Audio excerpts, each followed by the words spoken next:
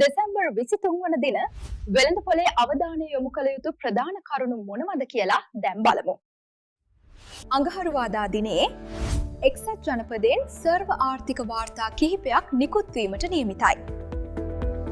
තුන්වන කාර්තුව සඳහා දඳ දේශීය නිෂ්පාදිතයේ දෙවන ඇස්තමේන්තුව නිකුත් වුවද එය වැඩි බලපෑමක් නැති වාර්තාවක්.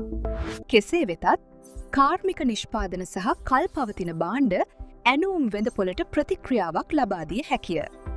එක්සත් රාජධානිය සහ යුරෝ කලාපය සඳහා අද දිනේ වැදගත් සිදුවීම් නොමැත. අඟහරුවාදා දිනයට කිසිදු මූලික සිදුවීමක් සැලසුම් කර නොමැත.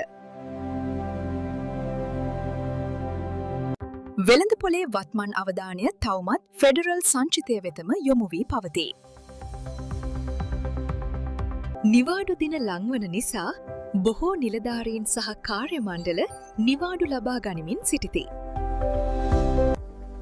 අද දිනේ එක්සත් සාර්ව ආර්ථික පසුබිම ඩොලරේ චලනයට බලපෑම් කළ හැකිය.